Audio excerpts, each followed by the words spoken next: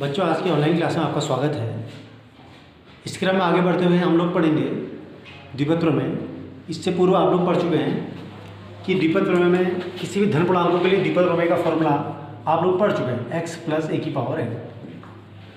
तो आपने इस फॉर्मूले में देखा था कि जनरली ये फॉर्मूला क्या था, x + a⁴n। तो x + a⁴n ये फॉर्मूला हमारा आया था nc0 x⁴n plus nc1 x⁴n - 1 × a plus nc2 x⁴n - 2 × a का square so on up to ncn x⁴n - n × a⁴n। ये तो हमारे जो द्विपद प्रमेय है उसके सभी टर्म हमने लिख दिए, पहला टर्म, दूसरा टर्म, तीसरा टर्म। अगर मैं किसी एक व्यापक पद की बात करूँ, इसके सामान्य पद की बात करूँ, जो जनरल एक फॉर्मूला बनेगा, इसका क्या बनेगा देखिए। क्योंकि इसमें घात कितनी n है और पदों की संख्या जो होती है, हमेशा इसमें जो पद आते हैं पदों की संख्या कितनी होती है इसमें, हमेशा n+1 होती है। कितनी होती है? n+1, क्योंकि ये 0 से शुरू होता है। 0 1 2 3 4, तो 0 से शुरू होगा तो n ये हो गए +0, कितने पद हो गए? n+1। तो इसका जो जनरल फॉर्मूला बनेगा, जब आपने देखा कि पहला टर्म था तो 0 आया, दूसरा टर्म था तो 1 आया, तीसरा टर्म था तो 2 आया, तो इसी प्रकार अगर इसका कौन सा टर्म होगा, सपोज करो r+1वां टर्म होगा, तो यहाँ पर क्या आएगा, r+1 में एक कम आएगा, क्योंकि 1 में 0 आया, 2 में 1 आया, तो यहाँ पर क्या आएगा? NCR। ये देखिए उसका, इसको देखिए, ये a है, a² है, a³ है, यहाँ पर a⁴0, उसको a⁴0 भी लिख सकते हैं, क्योंकि a⁴0 1 ही होता है। तो यहाँ पर क्या आएगा? a⁴r है। और सेम यहाँ पर देखिए n - 0 n - 1 n - 2, तो सेम दूसरे वाले टर्म में एक कम है, तीसरे वाले टर्म में 2 है, तो r+1 वाले में क्या होगा? r होगा। तो ये हो जाएगा NCR x⁴n - r × a⁴r। ये इसका क्या हो गया? व्यापक पद हो गया। किसी भी द्विपद प्रमेय के व्यापक पद का अगर फॉर्मूला होगा तो वो होगा TR+1, उसकी वैल्यू होगी NCR x⁴n - r × a⁴r। ये जनरली हमने क्या करा, इन पदों को देख के क्या लिखा है, जनरल फॉर्मूला हमने लिख लिया। अब देखिए हमारा आ गया था NCR x⁴n - r × a⁴r, ये हमारा व्यापक पद आ गया। इस फॉर्मूले हमें क्या होगा, जैसे मैंने अगर सपोज करो पहला पद निकालना है, मुझे पहला पद निकालना, अगर पहला पद किसी भी द्विपद प्रमेय का मैं पहला पद निकालना चाहता हूँ, तो पहला पद का मतलब कितना हो जाएगा? T0 पहला पद है, तो इसको मैं क्या लिख सकता हूँ, पहले पद को मैं लिख सकता हूँ 0+1। क्या लिख सकता हूँ? 0+1। r की वैल्यू कितनी होगी यहाँ पर? 0 होगी। r की वैल्यू 0 होगी तो फॉर्मूला क्या बन जाएगा? NC0 x⁴n - 0 × a⁴0 NC0 x⁴n a⁴0। तो ये और ये टर्म क्या आ गया हमारे, देखिए सेम आ गया। अगर मैं यहाँ पर आपसे कहता कि उसका दूसरा पद लिखिए, तो अगर दूसरा पद होता तो दूसरे पद को आप क्या लिखते हैं? दूसरा पद का मतलब हो जाएगा TR+1, मतलब 1+1, ये 1+1 पहला पद, ये दूसरा पद क्या था? तो 1+1, तो ये हो जाता है NC। ये देखिए फॉर R था तो R जो में क्या आ गया यहाँ पर? R = 1, तो ये 1 तो होगा ही ना, ये R की जगह 1 आ गया, तो ये हो जाएगा NC1 x⁴n - r के 1 और a⁴1। इस पद को देखिए NC1 x⁴n × a। तो इस प्रकार इसके हम व्यापक पद से इसके हम सारे के सारे क्या लिख सकते हैं? पदों को लिख सकते हैं। अब देखिए इसके बाद क्या है, हमने ये देखना है कि किस प्रकार हम इसका क्या लिखते हैं, किस प्रकार हम इसके मध्य पद निकालते हैं। अब सपोज करो इसको देखिए, हमारा क्या था, ये फॉर्मूला था NCR x⁴n - r × a⁴r। अब हमने निकालना है इसमें मध्य पद। किसी भी द्विपद प्रमेय के हमने क्या निकालना है? मध्य पद। अब मध्य पद कैसे निकलेंगे? सपोज करो पहला केस, यदि n क्या है हमारा? सम है। यदि n की वैल्यू क्या है हमारी? सम है, एक केस है। और दूसरा केस है यदि n विषम,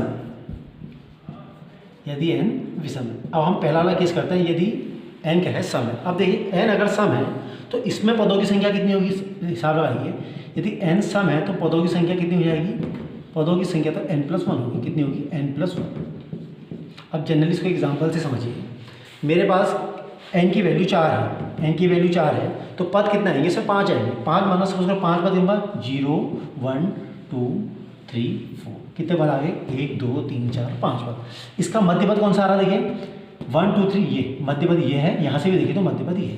तो कहने का मतलब क्या है, यदि n क्या है, यदि n सम है, यदि n सम है, क्या है? n सम है, तो मध्य पद कौन सा आ रहा है? देखिए सपोज करो n ये n क्या था हमारे n सम है, तो पदों की संख्या हो जाएगी n+1। तो मध्य पद कैसे निकालेंगे सोचिए, इसका जो मध्य पद कैसे आएगा, जैसे आप इसको जनरली लॉजिक से समझिए, जैसे ये 5 आ गए थे ना 5, तो मध्य पद कितना आया था, तीसरा आया तो 5+1+1/2, तो यहाँ पर भी आएगा ये जितना आएगा +1/2, तो ये इसका मध्य पद आ जाएगा।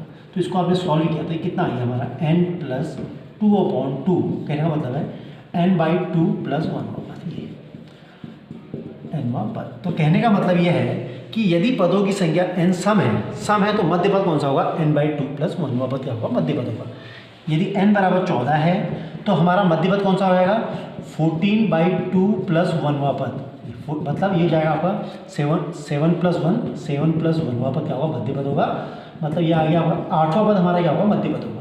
तो 8वां पद निकालना है तो होगा कौन सा, 7 + 1, तो फॉर्मूला क्या बन जाएगा, NCR, R की जगह 7 है, NCR x की पावर n - r × a की पावर r। ये आप लोगों की समझ में आ गया होगा। इसी प्रकार आप देखिए इसी क्रम में आगे को, यदि n विषम है तो फिर पदों की संख्या तो कितनी होगी, n+1 ही होगी, पदों की संख्या तो n+1 ही होनी है। सपोज करो n कितना है, विषम मतलब 5 है, तो पदों की संख्या कितनी आ जाएगी, 6। कितनी आ जाएगी, 6 मतलब 0 1 2 3 4 5, कितने पद हो गए देखिए, 1 2 3 4 5। अब मध्य पद कौन सा हो सकता है, 1 2 3, ये भी मध्य पद हो सकता है 1 2 3, तो 2। इस प्रकार जब पदों की संख्या क्या होती है, यदि n विषम होता है तो उसमें हमारे पास 2 मध्य पद आते हैं। यदि n विषम है, यदि n क्या है, विषम है, जब n विषम है तो मध्य पद कितने हैं, 2 हैं। मतलब उसमें n जब विषम है तो मध्य पद कितने होंगे, 2 मध्य पद होंगे। देखिए यहाँ से भी मध्य पद याला पड़ रहा है, यहाँ से मध्य पद याला पड़ रहा है। अब ये कैसे निकाला, ये देखिए जब 5 था तो 5 में मध्य पद कौन सा आया, देखिए तीसरा, यहाँ से तीसरा और चौथा, तो तीसरा कैसा आया होगा, 5 + 1/2, तो यहाँ पर क्या आ जाएगा, जैसे तो यहाँ पर क्या जाएगा n+1 n+1/2 एक मध्य पद दिया जाएगा, दूसरा इसके आगे वाला, तो n+1/2 + 1, ये 2 मध्य पद हो जाएंगे। कौन कौन से, एक ये वाला और एक ये वाला, तो ये कितना आ जाएगा हमारा n+1/2 मध्य पद आ गया 1, और दूसरा कितना आ गया 2 प्लस ये हो जाएगा n+3/2, तो हमारे मध्य पद के आगे आगे, तो इसमें हमारे 2 मध्य पद होंगे, एक तो n+1/2 मध्य पद आ जाएगा और एक n+3/2 मध्य पद आ जाएगा। तो आप लोगों की समझ में क्या है, यदि पदों की संख्या सम है, यदि n सम है तो मध्य पद क्या है, उसमें मध्य पद क्या होगा, n/2 + 1वां पद मध्य पद है। यदि पदों की संख्या n, यदि n जो इसकी घात n विषम है तो मध्य पद क्या आ गए, इसे आप याद करेंगे n+2वां पद और n+3/2वां पद क्या होगा, हमारा मध्य पद होगा। तो इस प्रकार हमने इसकी क्या करें, मध्य पद निकालने सीखी। अब जनरली क्या है, इसका एक NCERT में यहाँ पर एक छोटा सा एग्जाम्पल और दिया गया है कि इसमें मध्य पद क्या होगा। जैसे जनरली ये है, आपसे कहा गया कि x + 1/x⁴n का मध्य पद निकालिए, क्योंकि ये क्या है, घात क्या 2n है, 2n का मल्टीपल है, मतलब ये पद क्या आएगा, हमेशा सम आएगा। क्या आएगा, सम। जब सम होता है, यदि जब ये वाला टर्म सम होता है तो इसका मध्य पद क्या होता है, इसका जो मध्य पद होता है, मध्य पद क्या होता है n/2, मतलब 2n/2 + 1वां पद, ये जो होता है, तो 2 से 2 कैंसिल, तो हमारा n+1वां पद क्या होगा, मध्य पद होगा।